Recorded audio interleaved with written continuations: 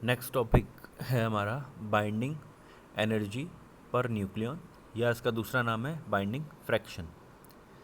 तो इस टॉपिक में हम ये देखेंगे कि किस प्रकार किसी एक न्यूक्लियस के एक सिंगल न्यूक्लियन यानी कि प्रोटॉन या न्यूट्रॉन को बाहर निकालने के लिए, न्यूक्लियस से बाहर निकालने के लिए कितनी एनर्जी की आवश्यकता पड़ेगी, उसका मास नंबर ए के साथ में वेरिएशन।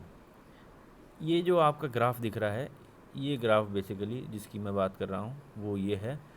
तो जो फॉर्मूला है आपका बाइंडिंग एनर्जी पर न्यूक्लियन, वो क्या शो कर रहा है कि मान लीजिए मैं एग्जांपल लेता हूँ आयरन 56 का। आयरन 56, ए की वैल्यू होगी 56, डिवाइड करो ए की वैल्यू 56 से, तो आपको मिलेगा कि टोटल बाइंडिंग एनर्जी जो है उसमें 56 को डिवाइड करने पर एक प्रोटॉन या फिर एक न्यूट्रॉन की वो एनर्जी जितनी कि हम उसको दें तो वो उस न्यूक्लियस को छोड़ के बाहर आ जाए, या फिर अगर मुझे एक न्यूट्रॉन या प्रोटॉन को उस न्यूक्लियस के अंदर ऐड कराना है, एंटर कराना है, तो मुझे कितनी एनर्जी दें कि वो उसमें ऐड हो जाए, वो यहाँ से इस फॉर्मूले से आपको शो हो जाएगी। अब इसी फॉर्मूले पर बेस्ड ये ग्राफिकल या कर्व आपको जो दिख रहा है वो है, इस कर्व को समझते हैं। देखिए ये कर्व क्या शो कर रहा है, मास नंबर ए और बाइंडिंग फ्रैक्शन के बीच में कर्व है। समझिए इसको, ये बहुत इंपॉर्टेंट कर्व है, आगे आपके कई सारे टॉपिक इससे रिलेटेड रहेंगे, तो समझिए इसको। देखिए जब हम मास नंबर बढ़ा रहे हैं, मास नंबर ए को बढ़ा रहे हैं यहाँ पर, तो बाइंडिंग एनर्जी किस प्रकार से चेंज हो रही है वो वेरिएशन आपको यहाँ से दिख रहा है।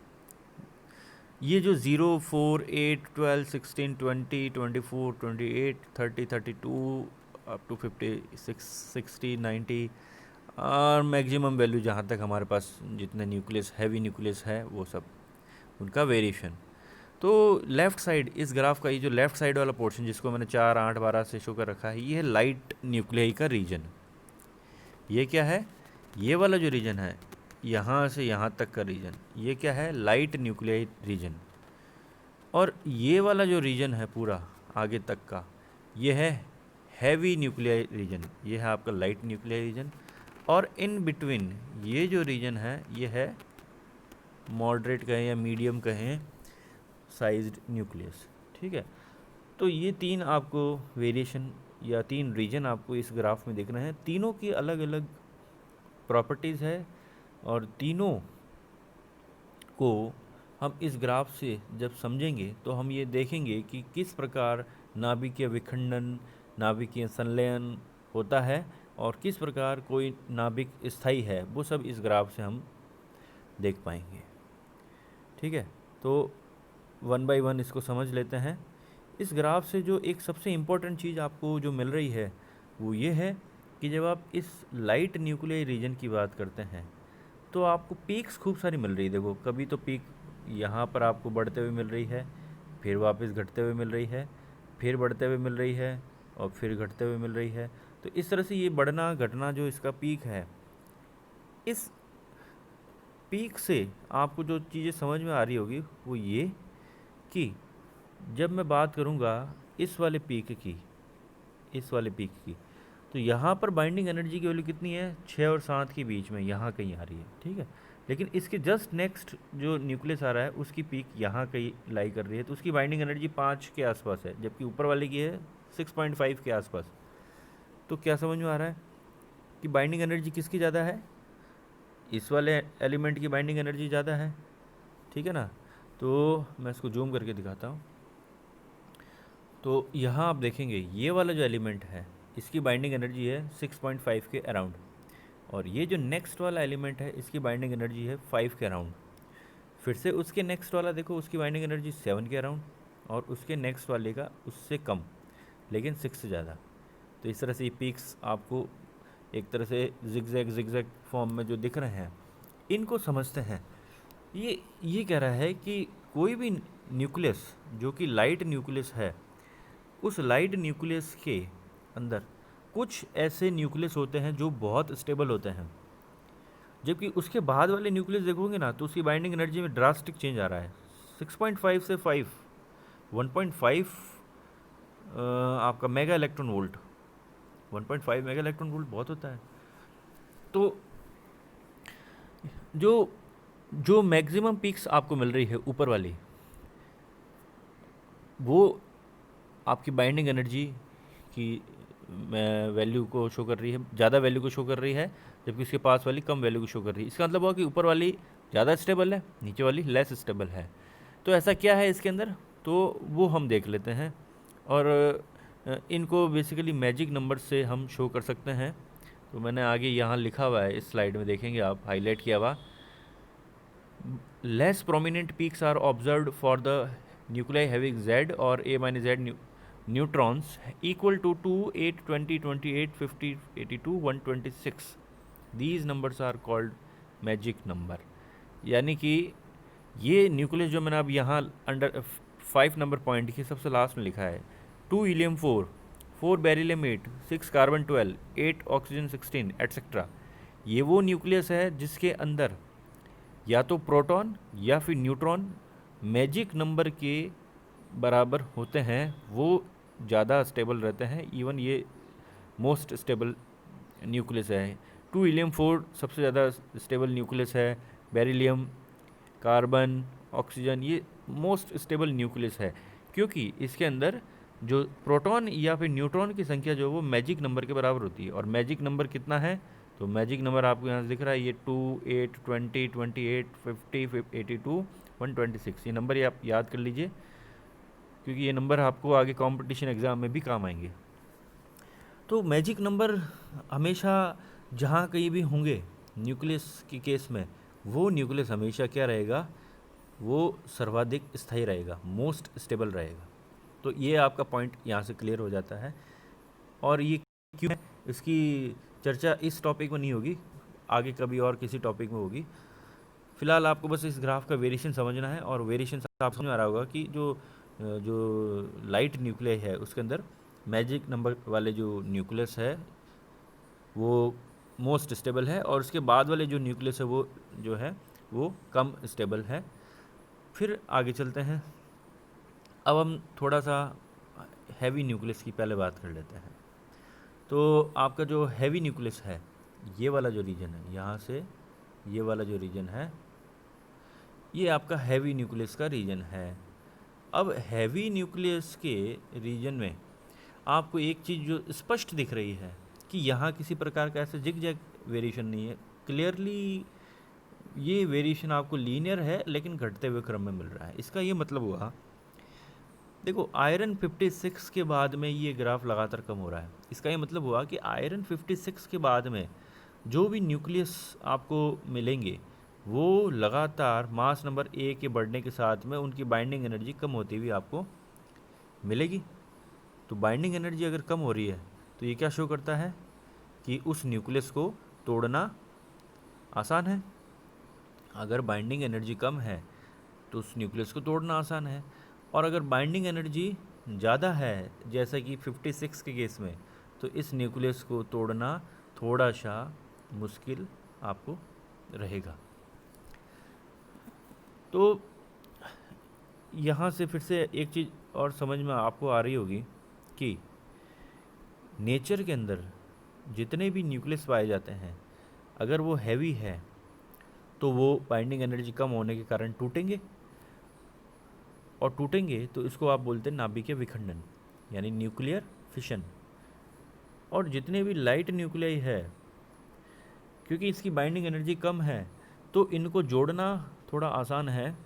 इसलिए आप पढ़ते हैं नाभिकीय संलयन, न्यूक्लियर फ्यूज़न, एक ऐसी प्रक्रिया जिसमें दो छोटे नाभिक आपस में डिफ्यूज होते हैं और कुछ एनर्जी रिलीज़ होती है। तो इसको कहते हैं नाभिकीय संलयन। जो आपका सन है, सन पूरा का पूरा जो सन है उसके अंदर जो रिएक्शन चलती है, जो इतनी ट्रेमेंडस एनर्जी अपने को मिलती है, उसके पीछे का जो कारण है वो है वहाँ पर न्यूक्लियर फ्यूजन रिएक्शंस चलती रहती है। प्रोटॉन साइकिल्स, न्यूट्रॉन और आपके जो हाइड्रोजन साइकिल्स वगैरह चलती रहती है। तो लाइट न्यूक्लियस जो है वो वहाँ पर जुड़ते रहते हैं और एनर्जी का रिलीज़ होता रहता है, वही एनर्जी हमारे अर्थ तक, कुछ पोर्शन उसका हमारे अर्थ तक भी पहुंच जाता है। तो न्यूक्लियर फ्यूज़न समझ में आ गया कि इस रीजन के न्यूक्लियर फ्यूज़न यानी कि नाभिक का संलयन प्रक्रिया शो करेंगे। हैवी रीजन जो है उस रीजन के न्यूक्लियस नाभिक के विखंडन शो करेंगे। अब देखिए एक इम्पॉर्टेंट चीज़ जो यहाँ से अब निकल के आ रही है वो ये कि ये जो रीजन है बीच वाला, इस रीजन की जो बाइंडिंग एनर्जी आप देखेंगे, ये वाला कर्व यहाँ से यहाँ तक, ये बाइंडिंग एनर्जी की वैल्यू देखो कितनी है, लगभग 8 के ऊपर। ये ग्राफ जो है ये क्या शो कर रहा है कि एनर्जी जो है वो 8 के ऊपर है ना। यानी कि ये वाले न्यूक्लियस जो होंगे वो मोस्ट स्टेबल कहलाएंगे या सर्वाधिक स्थायी न्यूक्लियस रहते हैं। तो आपने देखा होगा हमारी जो पृथ्वी है, उस पृथ्वी पर जो आयरन है सबसे ज़्यादा पाया जाता है, और उसका पाया जाने का कारण क्या है, क्योंकि वो स्टेबल है, उसको आगे वो अपने आप टूटेगा नहीं, ना ही वो किसी प्रकार से अपने आप को चेंज करेगा, क्योंकि ये 56 जो है इसके अंदर मैजिक नंबर की संख्या रहती है और ये सबसे ज़्यादा स्टेबल कॉन्फ़िगरेशन लिए हुए रहता है। तो बाकी जो न्यूक्लियस है वो ऐसा क्यों कर रहे हैं, नाभिक के विखंडन, कुछ न्यूक्लियस नाभिक के विखंडन शो कर रहे हैं, कुछ न्यूक्लियस नाभिक के संलयन शो कर रहे हैं। तो वो ऐसा क्यों कर रहे हैं, वो अपने आप को स्टेबल करने के लिए कर रहे हैं। अब आप यहाँ से देखिए, फिर से समझिए कि यहाँ के जो न्यूक्लियस है अगर मैं उसको तोड़ देता हूँ, तोड़ दूंगा तो क्या होगा, उसका जो मान लीजिए जैसे मैं यूरेनियम 235 लेता हूँ, यूरेनियम 235, और मैं इसको क्या करता हूँ, इसको मैं तोड़ता हूँ, तोड़ूंगा तो क्या होगा, मुझे 2 छोटे न्यूक्लियस मिलेंगे, और इन छोटे न्यूक्लियस के लिए जो ए की वैल्यू होगी वो क्या होगी, यहाँ थोड़ी लाई करेगी, अब वो यहाँ लाई करेगी, यहाँ लाई करेगी, इसका मतलब क्या हुआ, वो न्यूक्लियस स्टेबल होंगे। अब यहाँ के न्यूक्लियस शिफ्ट होकर यहाँ आ रहे हैं, तो हम ये कहेंगे कि जो आपका न्यूक्लियस है वो क्या है, अब स्टेबल कॉन्फ़िगरेशन की ओर जा रहा है। तो नाभिकीय विखंडन एक ऐसी प्रक्रिया है जिसमें यहाँ के जो आपके जो यहाँ के जो न्यूक्लियस होंगे वो टूट के इस रीजन में आ रहे होंगे ताकि स्थायित्व प्राप्त कर सकें। इसी प्रकार से नाभिकीय संलयन वो एलिमेंट्स या न्यूक्लियस शो करते हैं जिनकी बाइंडिंग एनर्जी कम है, और बाइंडिंग एनर्जी बढ़ाने के लिए वो यहाँ की ओर शिफ्ट होना चाह रहे हैं, तो वो अपनी एनर्जी को बढ़ाना चाह रहे हैं, तो वो नाभिकीय संलयन शो करेंगे। तो यहाँ से आपको कुछ चीज़ें क्लियर हो गई कि नाभिकीय विखंडन कैसे हो रहा है, क्यों हो रहा है, नाभिकीय संलयन क्यों हो रहा है, और स्टेबल न्यूक्लियस क्या होते हैं, वो इस ग्राफ से हमने समझ लिए। इसको हम 1 बाय 1 पॉइंट वाइज जो दे रखा है इसको देख लेते हैं। तो जो आपका पहला पॉइंट है उसमें आपको ये दिख रहा होगा कि A = 56, A = 56 तक आपका जो बाइंडिंग एनर्जी है वो एक तरह से वेरिएशन तो बढ़ते हुए क्रम में ही आपको मिल रहा है, और A = 56 के बाद में ये आपको घटते हुए क्रम में मिल रहा है। ये आपका मोस्ट स्टेबल हो गया। तो पॉइंट नंबर 1 क्लियर हो गया, पॉइंट नंबर 2 क्लियर हो गया, पॉइंट नंबर 1 क्लियर हो गया। पॉइंट नंबर 2 जो है वो क्या है कि एवरेज बाइंडिंग एनर्जी जो है वो है 8 mega electron volt per nucleon. ये मैंने आपको अभी थोड़ी देर पहले बताया था, ये लाइन मैंने ड्रॉ करी थी कि जो एवरेज बाइंडिंग एनर्जी है वो जो है वो 8 मेगा इलेक्ट्रॉन वोल्ट आएगी इन सब के केस में अगर आप निकालें तो। थर्ड पॉइंट क्या है, A <20, A <20 के लिए बाइंडिंग एनर्जी की वैल्यू जो है वो 8 मेगा इलेक्ट्रॉन वोल्ट से क्या आ रही है, कम आ रही है। तो थर्ड पॉइंट आपको जो A <20 के लिए बाइंडिंग एनर्जी की value 8 mega electron volt per nucleon से कम आ रही है, तो ये लेस स्टेबल होंगे। और ये इनमें से कुछ आइसोटोप्स ऐसे होंगे जो रेडियो एक्टिव नेचर के भी होंगे, ठीक है। इसी प्रकार से A 80 के लिए जो भी बाइंडिंग एनर्जी आपको मिलेगी पर न्यूक्लियन वो फिर से क्या होगी, कम होगी। तो यहाँ के न्यूक्लियस हैवी एलिमेंट्स या हैवी न्यूक्लियस कहलाते हैं, और ये रेडियो एक्टिविटी भी शो करते हैं, न्यूक्लियर फिशन भी शो करते हैं, क्योंकि ये अनस्टेबल होते हैं। तो स्टेबिलिटी गेन करने के लिए यहाँ से यहाँ शिफ्ट होना चाहते हैं। फिर जो आपका फिफ्थ पॉइंट है ये मैंने आपको बता दिया था कि मैजिक नंबर का कॉन्सेप्ट लगता है लाइट न्यूक्लियाई के केस में, जहाँ पर हीलियम, बेरिलियम, कार्बन, ऑक्सीजन और इसी प्रकार से आगे वाले जो स्टेबल न्यूक्लियाई है वो स्टेबल क्यों है, क्योंकि उसमें इवन न्यूक्लियाई जो है अगर कॉन्फ़िगरेशन है इवन न्यूक्लियाई तो वो सबसे सर्वाधिक स्थायी है। इवन का मतलब हुआ कि जिसमें न्यूट्रॉन और प्रोटॉन दोनों ही मैजिक नंबर के बराबर संख्या रखते हैं। तो ये आपका कुल मिला के जो टॉपिक है बाइंडिंग एनर्जी पर न्यूक्लियन का वेरिएशन वो यहाँ से समझ में आता है। एक छोटा सा टॉपिक और है, पैकिंग फ्रैक्शन। ये बिल्कुल सेम वैसा ही वेरिएशन है। पैकिंग फ्रैक्शन का फॉर्मूला आप देख लीजिए, कोई ज़्यादा इंपॉर्टेंट टॉपिक नहीं है। ये फॉर्मूला आपको बस समझना है, m-a/a, जहाँ m जो है वो क्या है, वो है मास, किसी न्यूक्लियस का मास। उसमें से मास नंबर को कम कर दीजिए, डिवाइड बाई a कर दीजिए, तो आपको पैकिंग फ्रैक्शन मिल जाएगा। उस पैकिंग फ्रैक्शन का a के साथ में जो वेरिएशन है वो कुछ इस तरह से मिलता है। तो ये वही ग्राफ है, रिवर्स फॉर्म में देखेंगे इसको। इस ग्राफ को अगर आप उल्टा देखें, जो मैंने आपको अभी समझाया ना, ये जो चीज़ यहाँ आ रही थी इस तरह से, वो चीज़ यहाँ पर उल्टे फॉर्म में आ रही है। तो आप समझ सकते हैं कि ये अलग अलग रीजन्स के लिए जो है इसका क्या कॉन्सेप्ट है। Not a very important topic, but इसको आप समझ सकते हैं इस ग्राफ से, जो मैंने अभी समझाया है। Thank you.